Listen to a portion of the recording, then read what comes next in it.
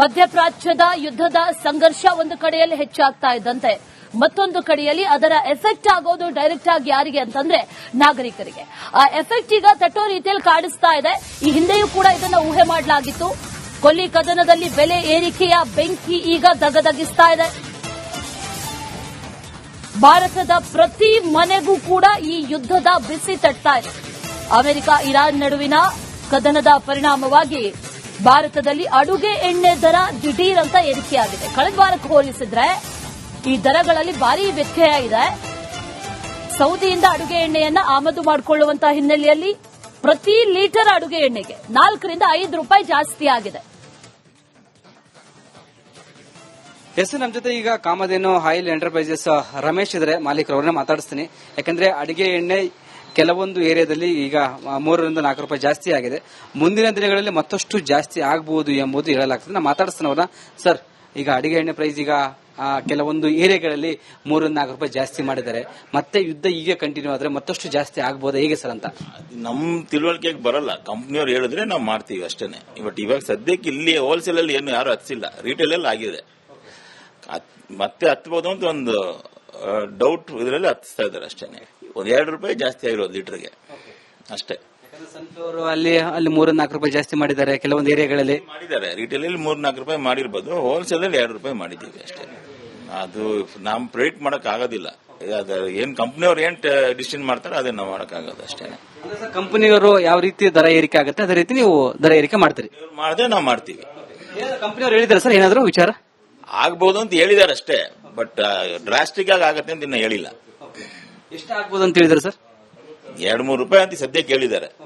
Further ಏನಾಗುತ್ತೆ ಒಂದು ವಾರ ಬಿಟ್ರೆ ಗೊತ್ತಾಗುತ್ತೆ.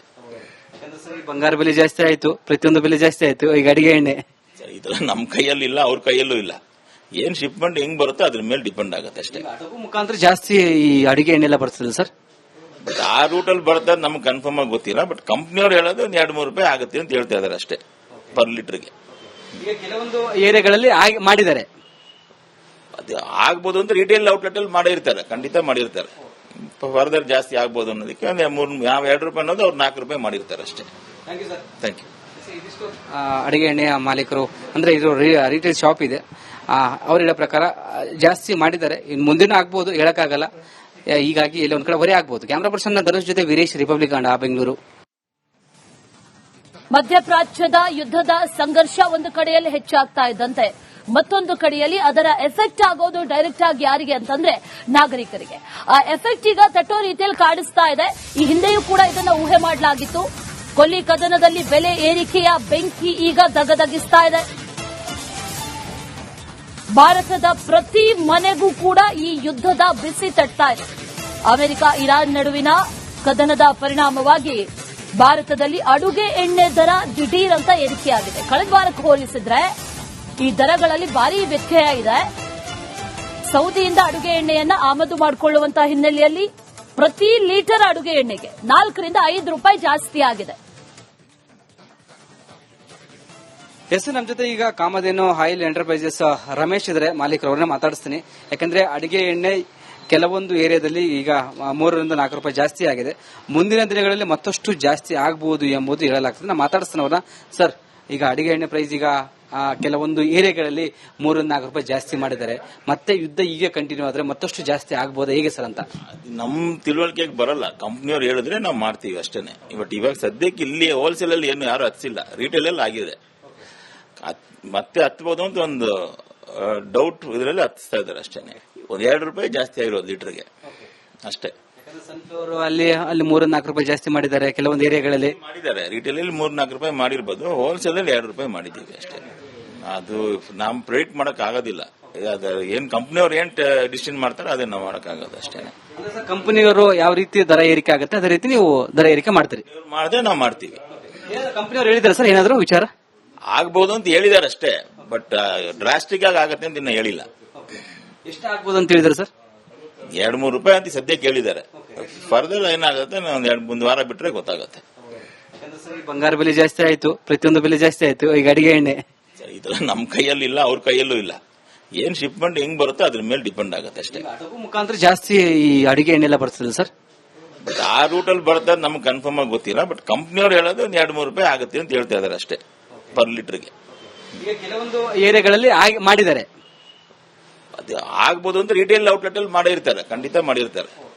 ಫರ್ದರ್ ಜಾಸ್ತಿ ಆಗ್ಬೋದು ಅನ್ನೋದಕ್ಕೆ ಯಾವ 2 ರೂಪಾಯಿ ಅನ್ನೋದು ಅವ್ರು 4 ರೂಪಾಯಿ ಮಾಡಿರ್ತಾರೆ ಅಷ್ಟೇ. Thank you. ಅಡಿಗೆ ಎಣ್ಣೆಯ ಮಾಲೀಕರು ಅಂದ್ರೆ ಇದು ರಿಟೇಲ್ ಶಾಪ್ ಇದೆ, ಅವ್ರ ಹೇಳೋ ಪ್ರಕಾರ ಜಾಸ್ತಿ ಮಾಡಿದ್ದಾರೆ. ಇನ್ನು ಮುಂದಿನ ಆಗ್ಬೋದು, ಹೇಳಕ್ಕಾಗಲ್ಲ.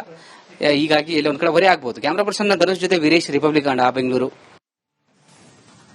ಮಧ್ಯಪ್ರಾಚ್ಯದ ಯುದ್ಧದ ಸಂಘರ್ಷ ಒಂದು ಕಡೆಯಲ್ಲಿ ಹೆಚ್ಚಾಗ್ತಾ ಇದ್ದಂತೆ ಮತ್ತೊಂದು ಕಡೆಯಲ್ಲಿ ಅದರ ಎಫೆಕ್ಟ್ ಆಗೋದು ಡೈರೆಕ್ಟ್ ಆಗಿ ಯಾರಿಗೆ ಅಂತಂದ್ರೆ ನಾಗರಿಕರಿಗೆ.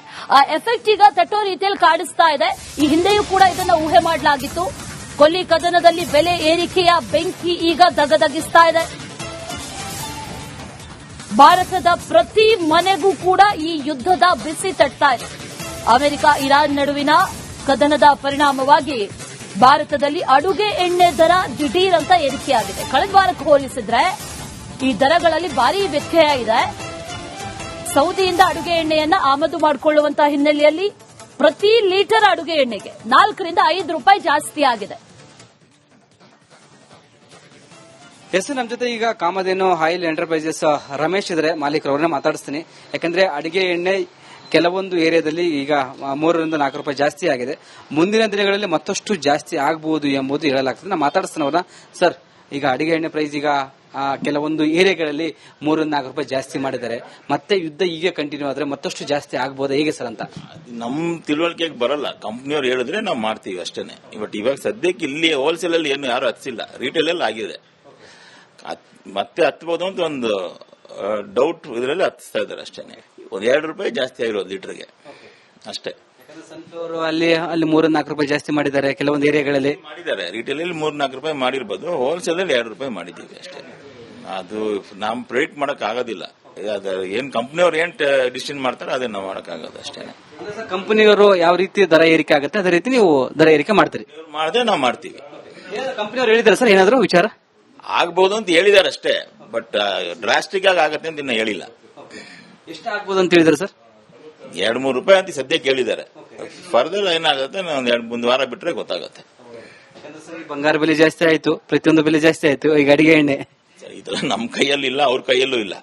ಏನ್ ಶಿಪ್ಮೆಂಟ್ ಹೆಂಗ್ ಬರುತ್ತೋ ಅದ್ರ ಮೇಲೆ ಡಿಪೆಂಡ್ ಆಗುತ್ತೆ ಅಷ್ಟೇ. ಮುಖಾಂತರ ಜಾಸ್ತಿ ಈ ಅಡಿಗೆ ಎಣ್ಣೆ ಎಲ್ಲ ಬರ್ತದೆ ಸರ್.